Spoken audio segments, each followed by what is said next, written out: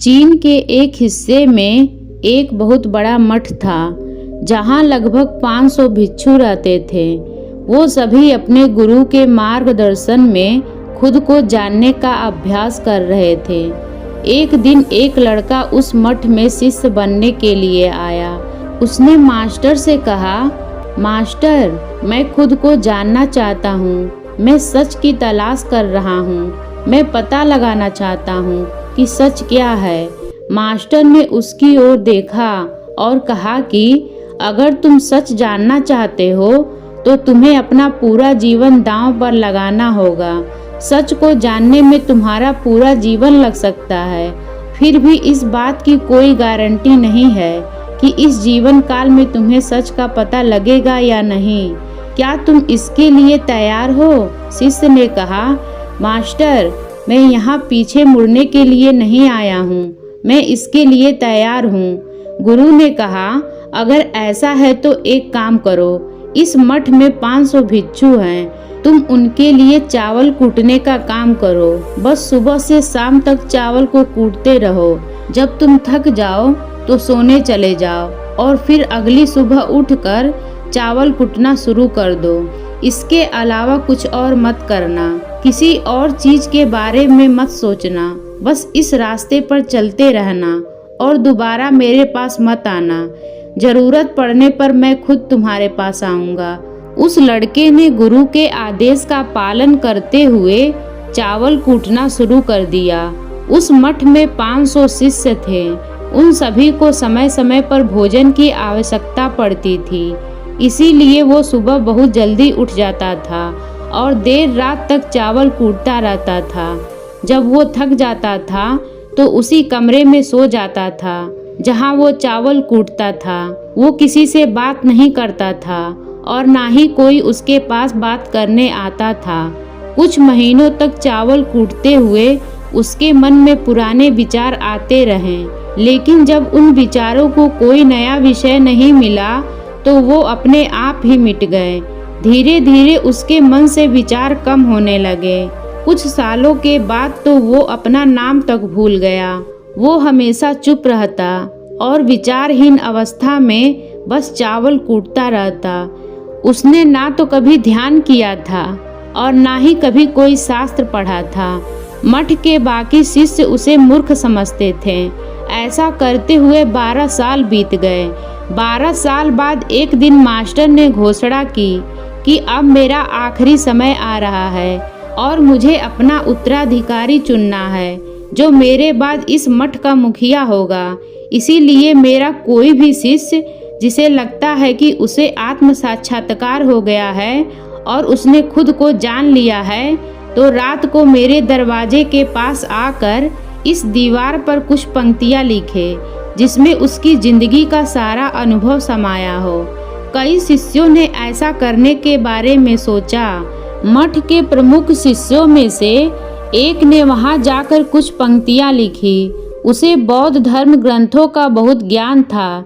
सभी शिष्यों को लगता था कि वो इस मठ का उत्तराधिकारी बन सकता है।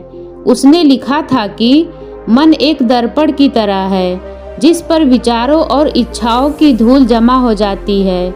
इस धूल को मिटाने के लिए ध्यान करना चाहिए। जिसकी धूल हट जाती है मन का दर्पण साफ हो जाता है। वो मोक्ष को प्राप्त कर लेता है। अगली सुबह जब मास्टर उठे और उन्होंने इन पंक्तियों को देखा तो उन्हें बहुत गुस्सा आया और उन्होंने कहा कि किस बेवकूफ़ ने ये सब कचरा मेरे दीवार पर लिखा है।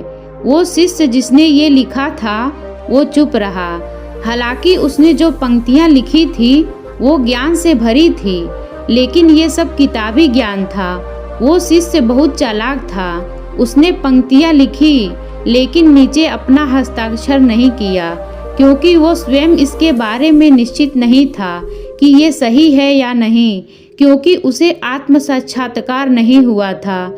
गुरु ने इन पंक्तियों को पूरी तरह से खारिज कर दिया। ये देखकर सभी हैरान रह गए। ये घटना पूरे मठ में चर्चा का विषय बन गई। इस विषय पर बात करते हुए 2 शिष्य उस शिष्य के पास से गुजरे जो 12 साल पहले यहाँ आया था और दिन रात बस चावल कूटता रहता था। दोनों की चर्चा सुनकर वो धीरे से हंस पड़ा। दोनों शिष्यों ने उससे पूछा कि तुम क्यों हंस रहे हो? उन दोनों की नज़र में ये चावल कूटने वाला बहुत ही तुच्छ भिक्षु था। किसी ने भी उसे ना तो कभी ध्यान करते देखा था और ना ही कभी कोई शास्त्र पढ़ते। हर कोई उसे मूर्ख समझता था जो बस चावल कूटना ही जानता था। उस मठ में बहुत बड़े बड़े विद्वान थे, लेकिन उस चावल कूटने वाले को किसी से कोई मतलब नहीं था। इसीलिए वो दोनों शिष्य उसे मुस्कुराता हुआ देखकर चकित रह गए। उन्होंने फिर से पूछा कि तुम क्यों हंसे? उसने जवाब दिया, मैं इसलिए हंसा क्योंकि मास्टर सही बोल रहे हैं। ये सभी पंक्तियाँ कचरा है, इन पंक्तियों का कोई मूल्य नहीं है। वो दोनों शिष्य चौंक गए। उन्होंने उससे पूछा कि क्या तुम ऐसी पंक्तियाँ लिख सकते हो जो इससे बेहतर हो? चावल पीसने वाले ने जवाब दिया, नहीं, क्योंकि मैं अनपढ़ हूँ, लेकिन हाँ, मैं कुछ पंक्तियाँ कह सकता हूँ, और अगर तुम उन पंक्तियों को लिख सकते हो तो मैं तुम्हारे साथ जाने के लिए तैयार हूँ। उन दोनों शिष्यों ने कहा, ठीक है। वो मास्टर के कमरे के पास गए और चावल कूटने वाले ने कुछ पंक्तियाँ बोली और दूसरे शिष्य ने उसे दीवार पर लिख दिया और उन पंक्तियों के नीचे लिख दिया, चावल कूटने वाला। उन्हें लगा कि मास्टर इस पर भी गुस्सा करेंगे। जो पंक्तियाँ उसने लिखने के लिए कहा था वो बहुत अद्भुत थी, और वो पंक्तियाँ थी, मन तो बस एक भ्रम है, ना तो मन है और ना ही मन का कोई दर्पण है, और जब मन ही नहीं है तो धूल कहाँ ठहरेगी। जो ये जानता है वो सच को जान लिया है। जब गुरु ने इन पंक्तियों को देखा तो वो आधी रात को उठे और चावल कूटने वाले के पास गए। वो सो रहा था। मास्टर ने उसे जगाया और कहा कि ये लो मेरी छड़ी और मेरे वस्त्र ले लो, आज से तुम मेरे उत्तराधिकारी हो, लेकिन अभी इस मठ को छोड़कर दूर चले जाओ, क्योंकि इस मठ में बहुत सारे विद्वान हैं जो खुद को तुमसे श्रेष्ठ मानते हैं। वो तुम्हें मार देंगे, क्योंकि वो इस बात को बर्दाश्त नहीं कर सकते कि एक साधारण सा चावल कूटने वाला उससे ज़्यादा विद्वान कैसे निकला। तुम्हें वो सारा ज्ञान हो गया है जो मुझे है, और तुम्हें ये केवल चावल कूटते कूटते हुआ है। और मुझे पता है कि तुम जहाँ भी जाओगे लोग तुम्हारे पास आने लगेंगे, क्योंकि जब कोई फूल खिलता है तो उसकी महक हर तरफ फैलने लगती है। उसने अपने गुरु के पैर छुए और आधी रात को ही वहाँ से चला गया।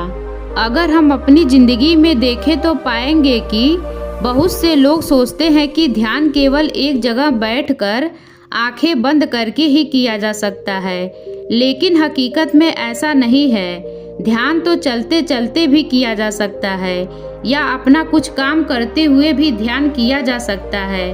असल में ध्यान का मतलब ये है कि आप जो भी काम कर रहे हैं उसे इतनी शिद्दत से करें कि आपको अपने शरीर का ख्याल भी ना रहे, बिल्कुल उस चावल पीसने वाले की तरह जो चावल कूटने में इतना मगन हो गया कि उसे खुद का कुछ ख्याल ही नहीं रहा।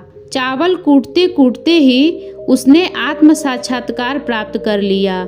इसी तरह जैन का अर्थ है हर समय वर्तमान में रहना और कुछ नहीं सोचना, क्योंकि मन तब तक ही है जब तक विचार हैं। जब विचार नहीं रहेंगे तो मन भी गायब हो जाएगा, और जब मन ही नहीं रहेगा तभी केवल तुम अपने आप को अच्छे से जान पाओगे। असल में हमें अपने वास्तविक स्वरूप को जानने के लिए कोई अन्य साधना करने की आवश्यकता नहीं है। हम जो कुछ भी कर रहे हैं बस उसमें हमें पूरी तरह से खो जाने की ज़रूरत है। अपने काम में इस कदर लीन हो जाओ कि आपका काम ही आपका ध्यान बन जाए। तो दोस्तों, आशा करती हूँ कि ये कहानी आपको पसंद आई होगी। इसी तरह की कहानी सुनने के लिए हमारे चैनल को सब्सक्राइब करिए, वीडियो को लाइक करिए, कमेंट करिए। वीडियो देखने के लिए आप सभी लोगों का बहुत बहुत धन्यवाद।